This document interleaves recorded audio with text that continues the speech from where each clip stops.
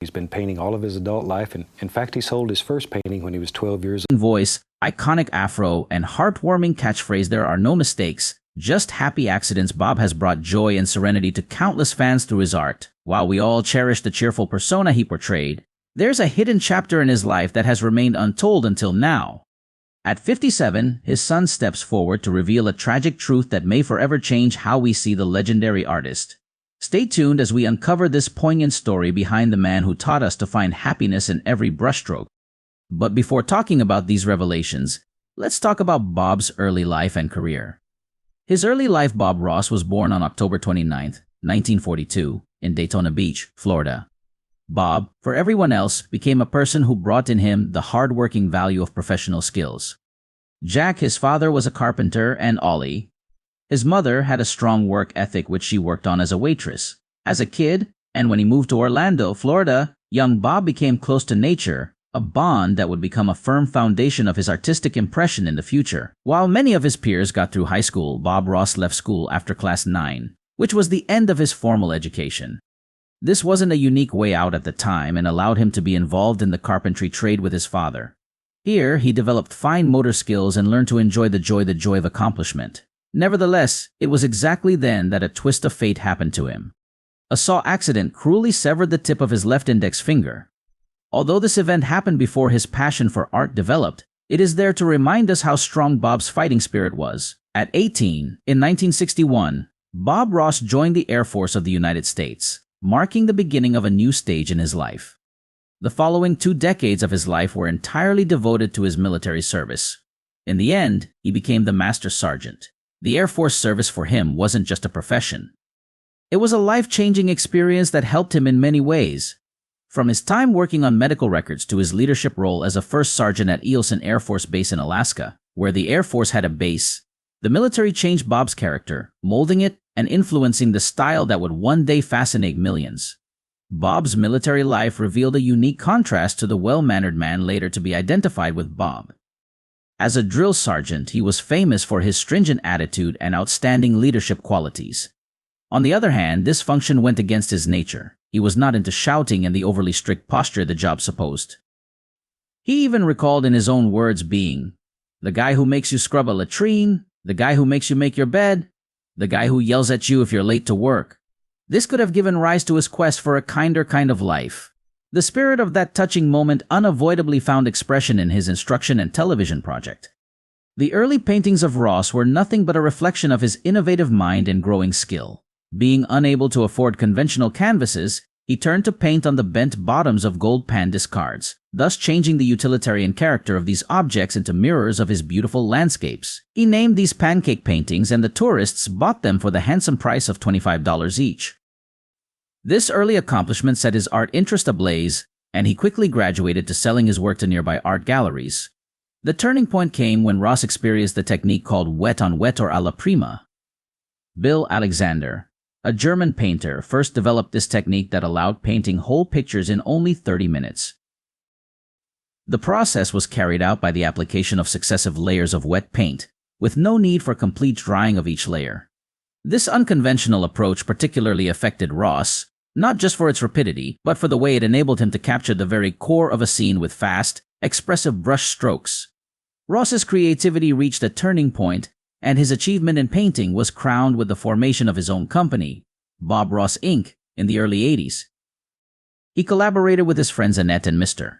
Walt Kowalski, who were the people who identified the potential in his unique form and message. The art demonstration and television appearances brought Ross popularity among the community, and the Kowalskis started to imagine a wider platform for his talents to benefit more people. They put forward the idea of an entirely new television show that would focus on the exciting process of his painting and his contagious enthusiasm for art. Ross readily agreed to this idea and couldn't wait to share more facts. It is this partnership that started a new chapter in the life of Bob Ross and his happy little trees, whose popularity has been soaring through many households and hearts. Despite this, the chosen collaboration would also encounter unpredictable problems in the future. The show named The Joy of Painting appeared in 1983 and within a short period captured a devoted fan base. The show, broadcast on PBS channels across the US and later worldwide, became famous because of Ross himself. Its popularity was a success. The calm voice, relaxed gestures, and the familiarity of painting to anyone, regardless of the skill level experienced by everyone. In like manner, going over Ross' painting of a blank canvas into a landscape that is truly serene in just 30 minutes, whereby he could offer such words as, "There are no mistakes, just happy accidents made more than just a show about art instruction." But this was a haven of tranquility in a busy world. The show changed Ross' life in a big way. It brought him fame and money and earned him the friendly nickname of the Happy Painter. But more important than all of that was that he could express his dream of art to the world. He was very proud knowing that he had inspired plenty of people to paint with their brushes. May they like painting happy little trees. Expectedly, the show's success led to financial gains not only for Ross but for the Kowalskis as well. Working together as co-owners of Bob Ross Inc., they had a share of the profits that the show was generating. This success reached beyond the show itself, spawning the development of a branded Bob Ross range of art products. Paints, brushes, and canvases all sold out to the fans who wanted to replicate his signature landscapes. The Kowalskis gained by the sale of these products, while this growing commercialization of Ross' image would eventually become the bone of contention between the partners. Aside from the financial returns, the program also gave them a feeling of accomplishment and satisfaction. They were honored to take part in something that had brought the world such happiness and inspiration. They also valued the chance to work side by side with Ross, who was a kind and generous person who always thought of others before himself. Although the show was successful, Bob Ross still had a public feud with his previous teacher, Bill Alexander, about the technique of painting with wet paint. It was Bill Alexander, a German painter who hosted his own PBS show, The Magic of Oil Painting, who first showed Bob Ross the wet on wet technique. This method, which is also known as the alla prima technique, involves applying the layers of paint directly on the canvas without waiting for each layer to dry completely, whereas the wet-on-wet technique, also known as alla prima, has been in practice since the 15th century. Alexander made his special contribution to the technique by priming the canvas with a special white undercoat, magic white, and using a unique palette knife. These inventions were what he was all about. In a 1991 interview with the New York Times, Alexander expressed his frustration with Ross, claiming he betrayed me. "I invented wet on wet. I trained him, and he is copying me. What bothers me is not just that he betrayed me, but that he thinks he can do it better." Alexander felt that Ross had taken the technique he had taught and used it to achieve greater success, even though the core concept predated them both. It's important to note, however, that while Alexander may have felt Ross was imitating him too closely, Ross had certainly added his unique spin to the technique. His use of calming language, emphasis on happy accidents, and focus on creating serene landscapes distinguished his approach from Alexander's. Despite the controversy, there's no denying that Ross's presentation style resonated more deeply with a wider audience. As Bob Ross's popularity grew, his relationship with Alexander became increasingly strained, adding a layer of complexity to his success. The public dispute undoubtedly cast a shadow and served as a reminder of the challenges that can arise within the creative community. Infidelity allegations against Bob Ross's life, while marked by artistic triumphs, also faced its share of personal struggles. One of the most important problems was the dissolution of his first marriage to Vivian Ridge. They became friends at college, developing a close relationship through their mutual interest in art. Their romance flourished and resulted in marriage in 1965. Vivian, an artist in her own right, had a keen interest in art history that she demonstrated at Wake Forest University, where she was a student. Together, they became proud parents of a son, Robert Stephen Ross, born in 1966. But regardless, after 12 years together, their marriage ended in a divorce in 1977 as a result of the alleged infidelity of Bob. The split was a deeply personal and painful experience for both, with Bob quickly remarrying Jane Lee Zanardelli later that same year, while Vivian remained single until her passing. The tragic loss of Jane Ross led to him being a minority stakeholder. Adding another layer of hardship, Bob met his second wife, Jane Lee Ross, during his military service. Jane, a civilian employee with the Department of Defense, crossed paths with Bob, and their connection blossomed into love and marriage in 1977. Tragically, their happiness was cut short when Jane was diagnosed with cancer. She passed away in 1992, leaving Bob devastated. The grief from losing Jane was immense, prompting him to take a hiatus from filming The Joy of Painting. This copious grief, while no doubt contributing to the myriad of personal problems he was going through earlier, signified the beginning of a new chapter in Bob's life. In Bob Ross's grief following the death of Jane, There was a substantial change in the ownership structure of Bob Ross Inc. The contract stipulated that her shares should be divided equally among all members upon her death, and this included Bob himself. This situation split Bob into a minority shareholder of a company that owned his image and music legacy. As a minority shareholder, Bob Ross enjoyed limited power and participation in decisions and the direction of Bob Ross Inc. However, the equal distribution of the shares subjected him to a situation where his ownership stake did not necessarily reflect his crucial role in the business. The changing power dynamics foreshadowed future disagreements and complexities within Bob Ross Inc., and they raised the questions of how his legacy would be protected, and who controls the very core of what made him such a dearly beloved household name. Alleged affair with Annette Kowalski. Bob Ross's struggles with Bob Ross Inc. extended beyond the ownership issue. Another controversy emerged, this time concerning an alleged affair with Annette Kowalski. Annette, a business partner who played a significant role in establishing Bob's artistic career, had met him at a painting workshop in 1982, shortly after experiencing the loss of her son. Steve Ross, Bob's son, opined that Annette might have been attracted to his father's charm and the subsequent prosperity related to his blossoming fame. While Bob himself denied any allegations of an affair at the time, the Netflix documentary Bob Ross, Happy Accidents, Betrayal and Greed sheds new light on the issue.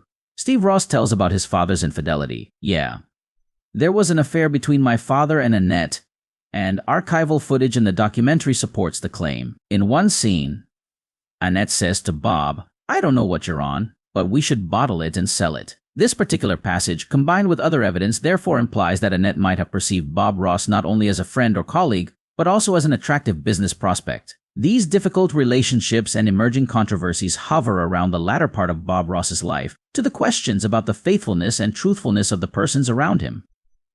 Bob Ross's alleged affair with Annette Kowalski is one of those important ones that show the relations of power between Bob Ross and his business partners. The Kowalskis, who initiated the Bob Ross career, were financially beneficial, and they controlled the Bob Ross business. This power struggle ultimately led to a breakdown in the relationship between Bob Ross and the Kowalskis, the trauma that came with the cancer diagnosis. Bob Ross's diagnosis with non-Hodgkin's lymphoma, the cancer he was battling, was a significant and challenging period in his life. In 1994, I was diagnosed with adenocarcinoma, a more rare and aggressive form, compounding my difficulties in coping both as a person and as a professional. Even while fighting this life-threatening disease, Ross maintained his position and went on to produce his most famous television show, The Joy of Painting, a testament to his courage, character, and relation to his art. Ross concealed his diagnosis from the general audience, temporarily disclosing it to his inner circle. It points in the direction of privacy, and control of his personal life is high on his priority list, even in the course of a serious health issue. Ross's fight with cancer was compounded by cigarette smoking history and other health complications. This, in addition to the fact that it is a very aggressive type of cancer, caused many problems. Nevertheless, his love for painting and belief in inspiring people never faded. The fact that he maintained shooting during these trials explains the indomitable nature of his spirit and his commitment. The Kowalskis' concerns and conflict, nevertheless, Bob Ross's partners, the Kowalskis, started to worry more and more about his deteriorating health with time. The documentary Bob Ross, Happy Accidents, Betrayal and Greed brings these issues to the fore. When the Kowalskis learned of Ross's cancer, they became nervous about how this would affect his ability to shoot The Joy of Painting. They didn't want the public to know he was sick, because they were concerned that it would prevent him from filming further episodes for fear of negative effects on the brand. These events, alongside the escalating tensions of the Kowalskis over the ownership of his name, likeness, and intellectual property, leading to the gradual loss of his friendship, was the root cause of the problems between Bob Ross and the Kowalskis. More problems for Bob Ross in addition. A similar problem arose again for Bob Ross, the father of Steve Ross. According to the documentary Bob Ross, Happy Accidents, Betrayal and Greed, Steve Ross felt that his father's name and image were being misused against Bob Ross's dying will by Annette and Walt Kowalski. Steve said that the Kowalskis were pushing Bob Ross to sign over his name and likeness, yet Bob would not do it. These problems escalated for some time. The documentary portrays a moment when Bob Ross, on his deathbed in a weakened state, vehemently refused to give up his name, indicating the depth of his convictions and the intensity of the conflict. This unwillingness to let his legacy go, despite any of the challenges and difficulties, shows Bob Ross as determined and strong-willed.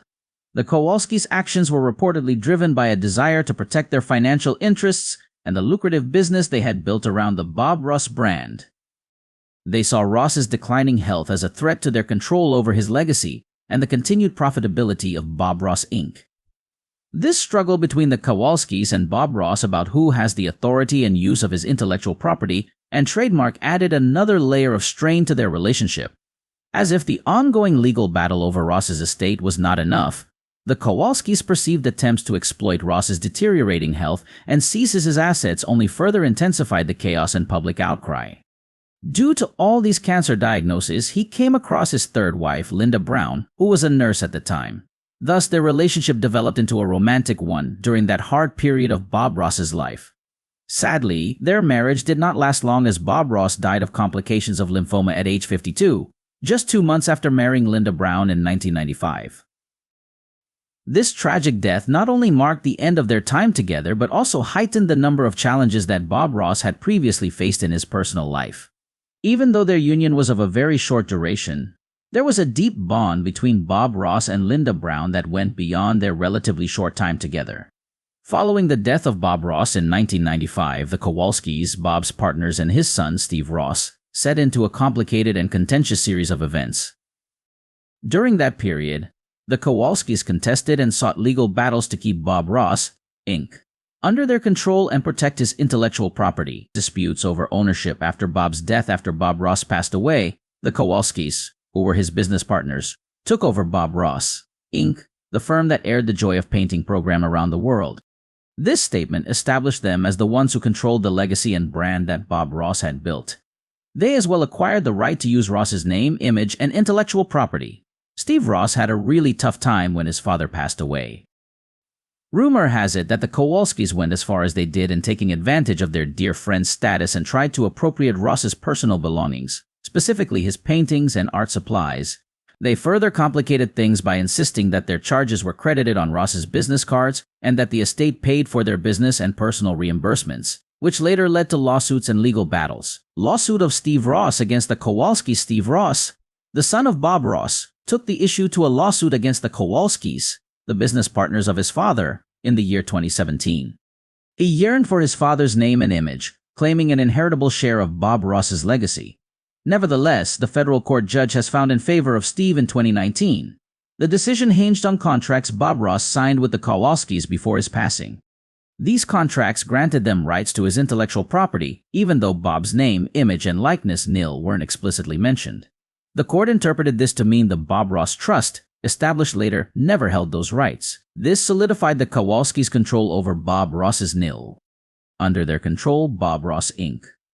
flourished. Their daughter, Joan, took over in 2012 and expanded the brand, leveraging Bob Ross's image. Despite legal battles, the Kowalskis maintained control, shaping the future of Bob Ross Inc. and his iconic image. Bob Ross's passing ignited a complex legal battle. The Kowalskis' control over his intellectual property highlights the challenges of managing a beloved public figure's legacy and brand. Thank you for joining us as we uncovered life of Bob Ross. If you found this story enlightening, please like, comment, and subscribe for more deep dives into the lives of the people who have touched our hearts. See you